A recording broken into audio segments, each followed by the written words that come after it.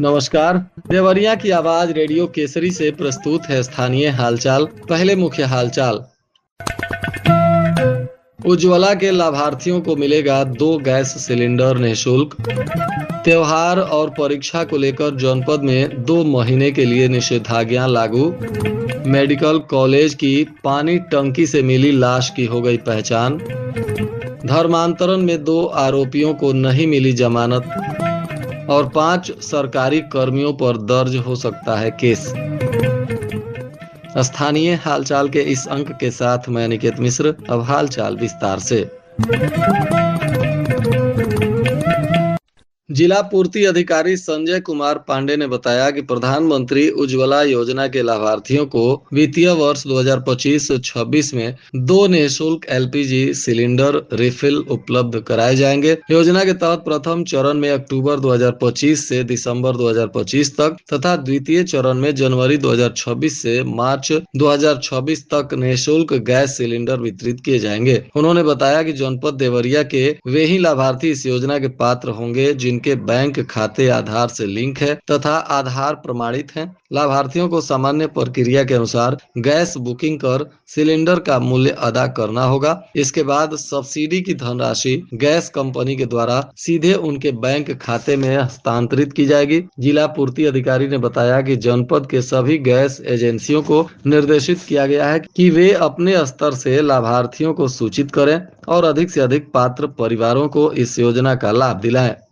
महर्षि देवराहा बाबा medical college में पानी की टंकी से मिले शव की पुलिस ने शिनाख्त कर ली है। मृतक महाराष्ट्र का रहने वाला बताया जा रहा है। शव की शिनाख्त के बाद पुलिस मामले की तह तक पहुंचने का प्रयास भी कर रही है। बताया जा रहा है कि 6 अक्टूबर को पुलिस ने पानी की टंकी से लाश को बरामद किया था। मृतक अशोक गावड़े निवासी आदित्य विश्व कॉम्प्लेक्स चंदोदय कॉम्प्लेक्स के सामने कुलगांव ठाणे महाराष्ट्र के निवासी हैं। उनकी पत्नी अनीता ने भी शव की पुष्टि पति के रूप में की है। बताया जा रहा है कि पुलिस मेडिकल कॉलेज कैंपस के इमरजेंसी पर लगे सीसीटीवी कैमरे का फुटेज निकाल रही है, जिसमें 27 सितंबर को 108 नंबर के एम्बुलेंस से एक मरीज चेकदार लुंगी और ब्लू शर्ट पहनकर आया और इमरजेंसी में इसका इलाज हुआ। इमरजेंसी रजिस्टर में इसका नाम अशोक का नाम दर्ज किया गया है। एक पैर में घाव होने के कारण डॉक्टर ने प्राथमिक इलाज के बाद सर्जिकल वार्ड में भर्ती कर दिया। इसके पहले 25 सितंबर को भी अशोक को 108 एम्बुलेंस से लाकर इमरजेंसी में भर्ती कराया गया था।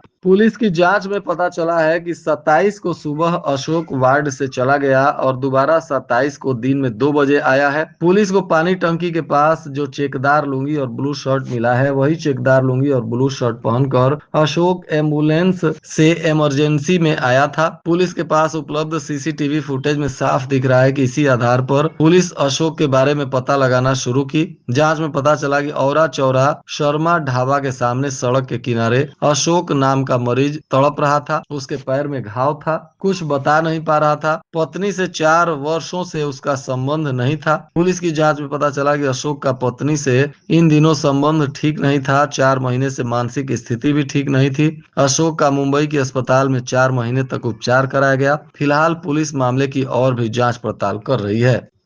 अपर जिला मजिस्ट्रेट जैनेन्द्र सिंह ने बताया कि आगामी त्योहार और विभिन्न प्रतियोगी परीक्षाओं को देखते हुए जनपद में कानून और शांति व्यवस्था बनाए रखने के उद्देश्य से पूर्व में जारी निषेधाज्ञा की अवधि को बढ़ा दिया गया है। यह निषेधाज्ञा अब 10 अक्टूबर 2025 से प्रभावी होकर 9 दिसंबर 2025 तक लागू रहेगी। अपर जिलाधिकारी ने कहा कि निषेधाज्ञा अवधि में लाउड स्पीकर अथवा ध्वनि विस्तारक यंत्रों का प्रयोग केवल निर्धारित ध्वनि सीमा में ही किया जाएगा, जिससे किसी को असुविधा ना हो। किसी धार्मिक स्थल को क्षति पहुंचाने या सांप्रदायिक सौहार्द बिगाड़ने वाले किसी भी कार्य पर कड़ी कार्रवाई होगी।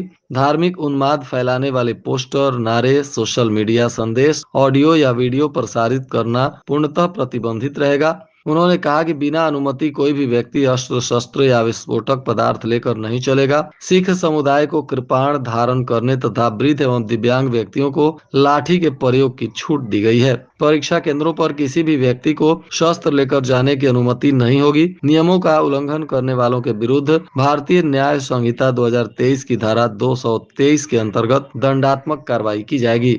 जिले के चर्चित धर्मांतरण मामले के मुख्य आरोपी एसएस मॉल मालिक उस्मान गनी और उनके भाई इसराफिल को अपर सत्र न्यायाधीश प्रथम रवि यादव की अदालत से राहत नहीं मिली। जमानत याचिका पर सुनवाई के बाद अदालत ने उसे खारिज कर दिया। अब जमानत के लिए उच्च न्यायालय का दरवाजा खटखटाना होगा। शहर के ईजी मार्ट में काम करने वाली एक युवती ने सितंबर महीने में मालिक उस्मान गनी और उनकी पत्नी तबस्सुम जहां और साले गौहर अली के विरुद्ध धर्मांतरण, छेड़खानी समेत विभिन्न धाराओं में केस दर्ज कराया था। इसी मामले में पुलिस ने उस्मान गनी और उनके भाई इसराफिल को गिरफ्तार कर जेल भेजा है, जबकि तरन्नुम अभी फरार चल रही है। उस्मान और उनके भाई ने जमानत के लिए आवेदन दिया था, जिसे स्थानीय न्यायालय ने खारिज कर दिया है। लोकसभा चुनाव के समय बरहज तहसील में संग्रह अनुसेवक की हुई नियुक्ति के मामले में डीएम के निर्देश पर कराई गई जांच में सेवानिवृत्त नायब तहसीलदार समेत 5 कर्मचारी दोषी पाए गए हैं। इनके विरुद्ध केस दर्ज करने के साथ ही विभागीय कार्रवाई करने का डीएम दिव्या मित्तल ने निर्देश दिया है। डीएम के निर्देश के बाद विभाग में खलबली मच गई है। बरहज तहसील में तैनात संग्रहक अनुसेवक छेदी यादव की 2022 में मौत हो गई। मौत के बाद उनकी पत्नी चंद्रावती देवी ने अपने भतीजे शैलेश कुमार यादव को नौकरी दिलाने के लिए रजिस्टर्ड गोदनामा कर दिया। 2024 में नियुक्ति भी हो गई। जांच के दौरान मामला पकड़ा गया और नायब तहसीलदार ने इस मामले में अगस्त 2024 में बरहज तहसील में केस दर्ज कराया। एक बार भी डीएम दिव्या मित्तल के निर्देश पर मुख्य राजस्व अधिकारी जल राजन चौधरी, एसडीएम सीमा पांडे और हरिशंकर लाल की संयुक्त कमेटी ने जांच की। तत्कालीन हल्का लेखपाल राम कुमार, राजस्व निरीक्षक दिनेश उपाध्याय, सेवानिवृत्त नायब तहसीलदार रमेश चंद्र गुप्त, पटल सहायक विनोद प्रताप बहादुर सिंह और भलुअनी के सिरसा खाड़ में तैनात ग्राम पंचायत अधिकारी दोषी पाए गए हैं। लेखपाल और कानूनगो आय, जाति एवं निवास प्रमाण पत्र बनाने के दोषी मिले हैं, जबकि परिवार रजिस्टर में कूट रचना करते हुए ग्राम पंचायत सचिव दोषी पाए गए हैं। गलत रिपोर्ट देने के दोषी नायब तहसीलदार और भ्रामक कार्यालय टिप्पणी करने के दोषी भी पाए गए हैं, जिसके बाद पत्रावली प्रस्तुत की गई और अब इन लोगों पर एफआईआर दर्ज कर आगे की कार्रवाई हो सकती है। इधर ट्रेन में टीटीई से उलझी एक बेटिकट महिला शिक्षक पर अब आरपीएफ ने शिकंजा कसना शुरू कर दिया है। देवरिया आरपीएफ में इस महिला शिक्षक पर केस दर्ज कर लिया गया है। महिला शिक्षक की अब मुश्किलें बढ़ सकती हैं। बताते चले कि ट्रेन में एक महिला शिक्षक बिना टिकट की चल रही थी। टीटीई ने जब उनसे टिकट मांगा तो महिला टीटीई से उलझ गई। इसका वीडियो भी सोशल मीडिया पर वायरल हो गया था और इसी के आधार पर अब इस महिला शिक्षक पर एफआईआर दर्ज कर आगे की कार्रवाई की जा रही है। दीपावली, गोवर्धन पूजा और भाई दूज पर्व को देखते हुए आम जन को गुणवत्तापूर्ण खाद्य एवं पेय पदार्थ उपलब्ध कराने के उद्देश्य से खाद्य सुरक्षा और औषधि प्रशासन उत्तर प्रदेश लखनऊ तथा जिलाधिकारी के निर्देश पर विशेष प्रवर्तन अभियान चल रहा है। जगह जगह खाद्य पदार्थों की जांच पड़ताल की जा रही है। उनके नमूने लेकर उन्हें जांच के लिए बाहर भी भेजा जा रहा है। मिलावटखोरों के विरुद्ध कार्रवाई करने के लिए प्रशासनिक अभियान शुरू हो गया है। शहर के गोरखपुर रोड पर ओवर ब्रिज के नीचे बिना मानचित्र स्वीकृति के बने मजार के मामले में विनियमित क्षेत्र के नियत पदाधिकारी एसडीएम सदर को कोर्ट में बुलाया गया था, जहां सुनवाई हुई। हालांकि मजार कमेटी की तरफ से जवाब देने को अगली तारीख के लिए समय मांगा गया है। अब 16 अक्टूबर को मामले में सुनवाई होगी। आज करवा चौथ का त्योहार है और जगह जगह महिलाएं अपने पति के लंबी आयु के लिए व्रत रखकर पूजा आराधना कर रही हैं। शाम को बहुत सारी महिलाएं अपने अपने क्षेत्रों में करवा चौथ के दौरान चंद्रोदय पर धूमधाम से पूजा आराधना करती हुई दिखाई दी।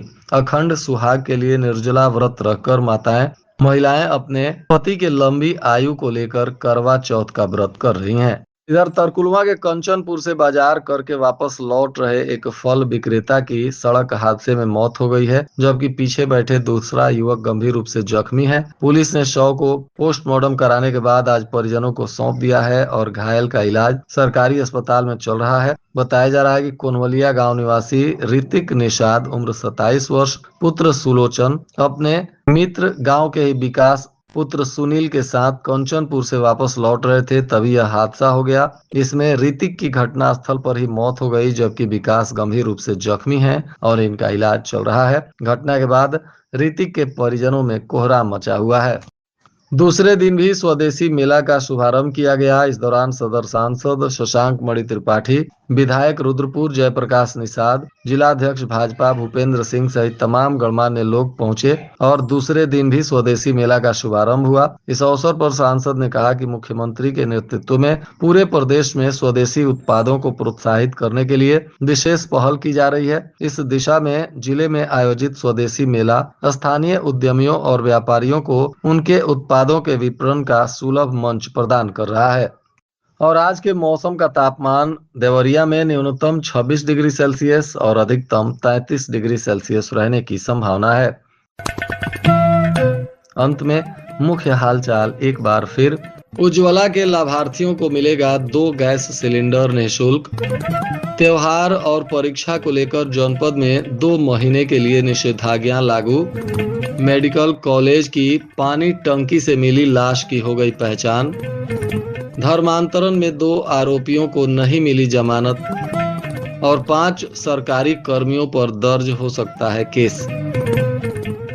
इसके साथ ही रेडियो केसरी से प्रसारित स्थानीय हालचाल का यह अंक समाप्त हुआ। नमस्कार।